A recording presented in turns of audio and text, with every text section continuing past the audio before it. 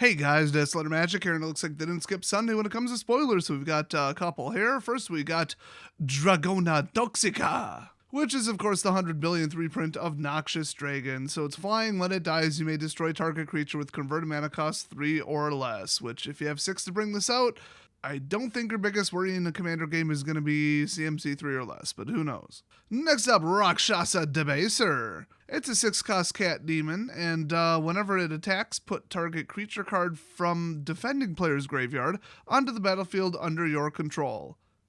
And that's it. Don't exile it at end of turn like you're supposed to, I guess.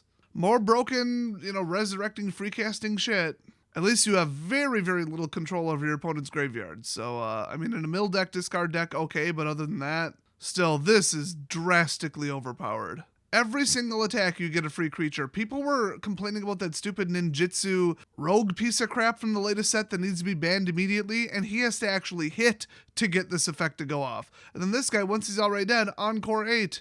What a terrible card, and shocking, it's one of the new ones they printed. Push the power level much there, Wizards? Y próximo tenemos Nadier, Agente de Crepúscula, which is apparently Nadier, Agent of Twilight. So this is another legendary with partner, and it's an elf warrior. It's a 6-cost 3/3, and whenever a token you control leaves the battlefield, put a 1/1 counter on Nadier. Whenever Nadier leaves the battlefield, create a number of 1/1 green elf warrior tokens equal to his power. It's a little on-death explode effect. Those are usually pretty annoying, but it would take a while for this to line up. Did anybody else notice that this card is literally just a more expensive mono-colored version of Elenda? Like, it's the same exact card. Except Elenda costs 2 less and brings out 1/1 white vampires with lifelink. So in some kind of death trigger, forced sacrifice, Rakdos sacrifice thing, I'd probably run this. Otherwise, I don't think I'd even put this in like an all elves deck. I mean, it's a nice little insurance policy, I guess, but if you're already losing an army of 1/1s, is not going to help. Well, it'll help. It won't win you the game, I should say. Next up, Filo Nocturno de Nadier.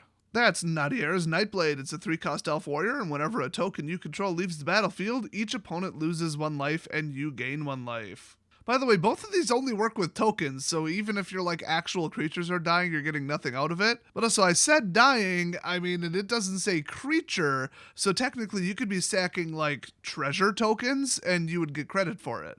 So this might have some very narrow, outside of the elf tribal usages here, for sure. Next up, and yeah, you might have noticed basically none of these are in English again. I don't know why they're going 75% not English for these spoilers. Just kidding, I do. It's because they've been accused of discrimination and racism, and this is how they're fixing it. Not their hiring practices, not their internal corporate culture. Oh no, they fixed it by having mud ooze hair spoiled in Japanese. All race relations are better now. Fantastic. Well, this is a 4-cost 0/0, and then all oozes, including this one, you control, get +1/+1. Then at the beginning of your upkeep, if you control your commander, generate a token that is a copy of Mud Ooze, because they didn't learn shit from Scoot Swarm. This is literally Scoot Swarm 2.0.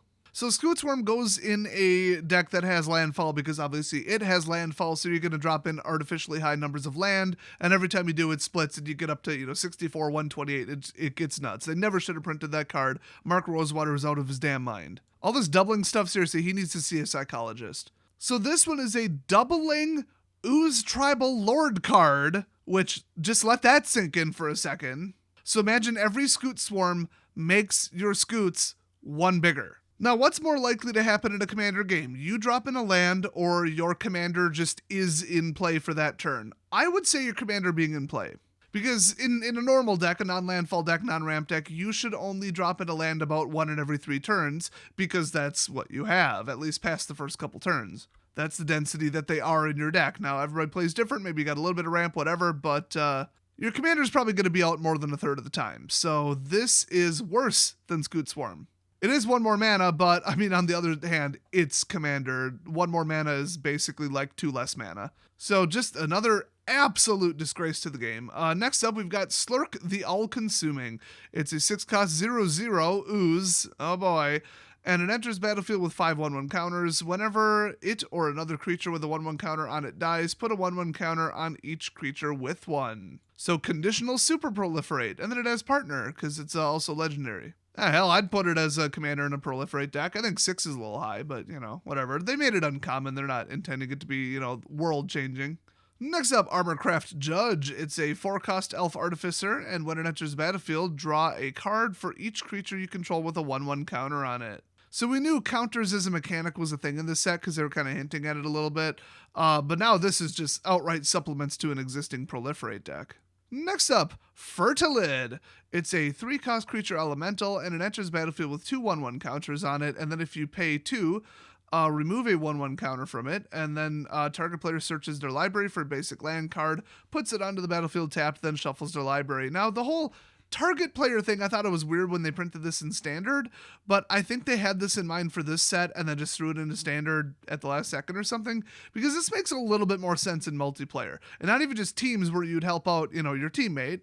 It's just, you could say, hey, you're getting behind on land, you're getting land screwed, let me just help you out and, maybe don't attack me. Maybe remember this for the future. The whole game politics thing. Let me just say, it usually backfires. Maybe I just can't trust my friends, though. So next up, we got Akiri Lineslinger. It's 0/3 for 2, legendary creature, core soldier ally. Allies are back, oh boy. This says partner, of course. And it has first strike and vigilance, which is a really nice combination, although it has 0 attack. But it gets +1 attack for each artifact you control. So they are going hard on the latest standard trend of red-white warriors and equipment. Still, even to get this up to like a 3/3, you'd have to have 3 pieces of equipment out, or I guess any artifact, but whatever. It's almost easier to run this in a non-equipment deck, just like an artifact deck or something, but good luck getting those colors in your identity. Those are not artificer colors, and this is not an artificer. Next up, Boros Charm. Oh good, this is back, because this was just so well loved when it was in standard.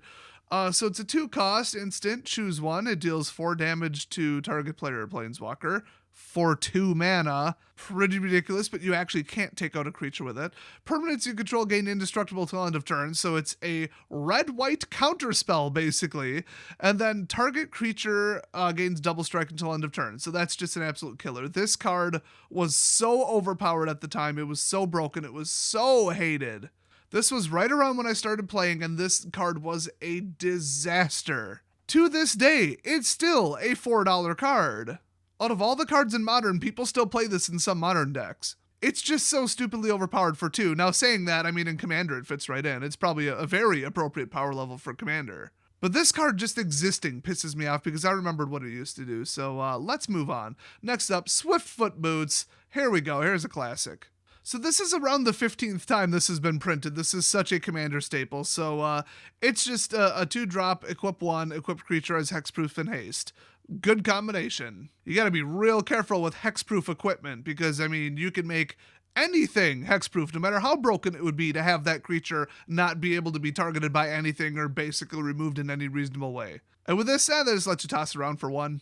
You might want to consider this card in any Commander deck. It's pretty damn good. And actually, even though it's been printed right around 15 times, it's still about $3 or $4. It's just that darn good of a card. Next up, Thought Vessel. It's a 2-cost, and you may have, or you do have no maximum hand size. Not you may. By the way, slight correction, Mr. Hans from the last spoiler video, it does not say may for a creature. I kind of mixed up 2 sentences there. So if it's a creature, you are dropping it out, you're not putting it in your hand, and it is battling him. Well, I better start running then. So yeah, this is pretty wild because this, besides being a hand expander, which there's a couple effects that do this. This is, you can put it in any deck, any color, cool. And then also, it taps for mana. A mana rock with an insane, useful, interesting, pretty uncommon effect. I like it. And this was in Commander 2015, and that version is still $10. Then it was in Commander Anthology 1 and 2, and now it's in Commander Legends. So, they hold this card in a pretty high regard. Now, the cheapest version of it was $9, but they're selling this one for $4 pre-order. Wow, no confidence in that supply level. I guess, who really needs this effect? I think it was priced high because of, scarcity.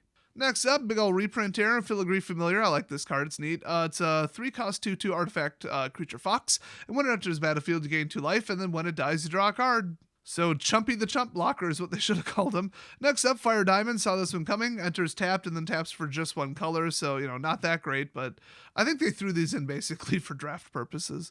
Next up, oh boy, it's Derevel Tactics de l'Empire. It's probably Empire, but you know me in French. So this is just another 3 costs, another excuse to have a 3-color deck, basically. And it is legendary, but it does not have partners. So it's flying 2/3, and whenever it enters the battlefield or a creature you control deals combat damage to a player, which seems to be a theme in this set, you may tap or untap target permanent. Ooh, you get something spicy going, especially with green in there. And then if you pay 1+1 of every color for 4 total, you just straight up put him onto the battlefield from the command zone. So I probably could have said earlier, he doesn't have partner because he's from an earlier commander set before partner was invented. So that's, why. But yeah, you can just drop him in for 4 straight up, no commander penalty. And I think it is nice to have commanders that play around that. Usually I'm like, oh, fundamental, part of the game, stop violating the basic design of the format that you're designed for. But at the same time, it's kind of nice to do this against a high removal deck. So yeah, this is a mythic. It was actually the first time around Commander 2013, actually it was. And as good as this card is, and as good as the effect is, because of the 3-color uniqueness, it's only about a $4 card.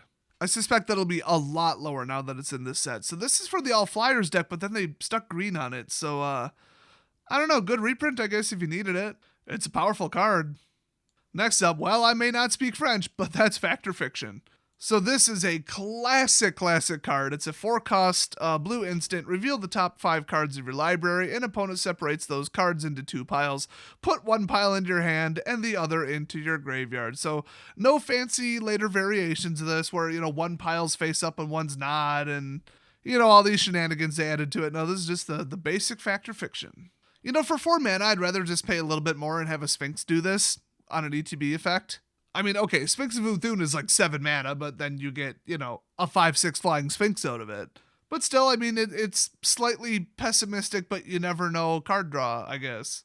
I'd put this in a no-win deck where it's just like black-blue, self-mill, and then resurrect things out of the graveyard deck. Then, like I said, there is no right answer. No matter what they put in the graveyard, I guess it's your choice, but whatever. Whatever they basically force you to put in the graveyard, well, you'll just resurrect it later. Next up, it's Oracle Annelay, maybe. I don't know anything about French pronunciation. So it's Coiling Oracle. It's a snake elf druid, so keep that in mind for all your obscure fringe tribal decks. But yeah, I mean, it's only a 2-drop and it's a 1/1, but it's not legendary, so keep that in mind. But when it enters the battlefield, reveal the top card of your library. If it's a land card, put it onto the battlefield. Otherwise, put that card in your hand. So card draw or land drop. I mean, either one. And it doesn't say play it, so you could do this first, and then if you drop it a land, you could still drop a land from hand in because you haven't technically burned that ability for the turn. Okay, ability is probably not the right turn, but your 1 land drop for the turn, whatever. This is just a neat card. I mean, once it's out there, it does nothing. It's basically a block cow. Everybody loves a good one-and-done block cow, though. I mean, I'd put it in, keeps it going. It's kind of a cantrip, almost, sort of. And next, we've got Tormod himself.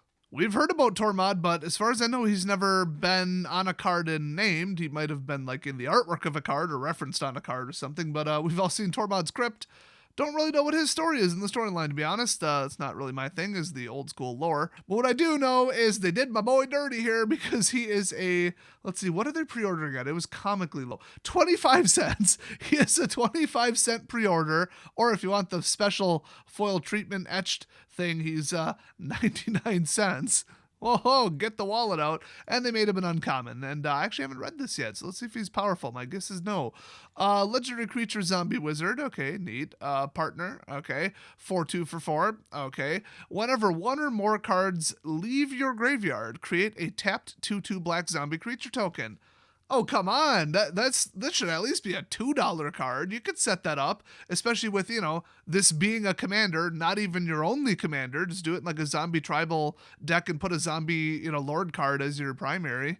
If one exists with partner on it, which I actually seriously doubt. But whatever. I mean, and then find, Tormod's Crypt maybe, and nuke your entire graveyard and get an army of 30 freaking zombies or whatever. I mean, that's whenever they felt the need to kind of pump the brakes and they said, you know what, the 2/2s come in tapped. That means they, in testing and in their general sense of the power level of the card, thought it was too powerful and had to slow it down a little bit. I've noticed that trend over the last couple of years, so this looks pretty powerful. It's still like it does exactly one thing type of commander, and you get 1 or 2 maybe shots at it. But I mean, it's still a zombie wizard, card, so you might be able to get, some kind of boost or death trigger, ETB trigger or something off of it. I kind of like it. I mean, I don't think a zombie swarm's going to do 40 damage or win the game for you, but it'd be kind of nice. And I think your commander is there to kind of win the game. But in the right deck with the right partner, you could run this. Next up, we got a reprint to the card Victimize. And boy, after the absolute circus around the card Imprison, thank God the guy in the artwork is white. Otherwise, this would be deeply offensive and racist. Apparently, to some ignorant people from Seattle. So anyway, it's a 3-cost black sorcery. Choose 2 target creature cards in your graveyard. Sacrifice a creature. If you do, return the chosen cards to the battlefield tapped. So a 2-for-1 overpowered, broken, free casting, summoning, resurrection spell. Not a fan. Never been a fan of that mechanic. Just because I said it was good a couple cards earlier doesn't mean that I actually like playing this trash. You guys remember my deck from back in the day called Elzombly, where it was just resurrecting the Eldrazi? You just self-mill an Eldrazi Titan and then resurrect it. That deck was unbelievable levels of annoying. When it went off, it was just broken and game-ending. Whatever I resurrected was indestructible, and it was just a gimmick, and I have seen that deck archetype on a larger scale in a commander deck. It is terrible. So this, 3 mana instead of 5, because the average black resurrector, just blah vanilla card is 5. And then choose 2 target creature cards in your graveyard. All you have to do is sack a creature basically to get this to cost 2 less and get a 2-for-1 special. This is ridiculous. And like I said earlier, they come into the battlefield tapped. Okay, it's all better now. They felt the need to water this card down and at least have it have a little drawback, give somebody 1 turn to breathe, because this card is so stupidly overpowered. And if you're about to say, no, it's not, well, it was printed like 7 or 8 times, and up until today, it was about $3. So now it's 25 cents, and they have absolutely no faith in this card, apparently, but whatever. Next up, another fun little reprint here, Sanitarium Skeleton. It's a 1-2 for 1, which is already pretty good. And if you pay 3, you can return him from the graveyard to your hand. I would rather have, what's that other one, Reassembling Skeleton, or whatever? I think there's an even better one than that, where, it's eternal. Just go get, the best Resurrector, where you just pay, 1 or 2, and he just goes straight to the battlefield tapped. In fact, I think Shadows over Innistrad had a card like that. It was a mythic, and it was $30. So, yeah, there's way better cards that self-resurrect than this. That said, this is a 1-2 for 1, though, so hey. And that is it. That is the last card for today. So I assume we've got a couple more coming, because we haven't seen them all yet. I don't know, the counter on mythicspoiler.com isn't working, so great. Technically, neither is the security certificate, or the specific way that they implemented it. But hey, if there are more spoilers, hit subscribe. You don't want to miss them. Thanks for watching, and I'll see you guys next video.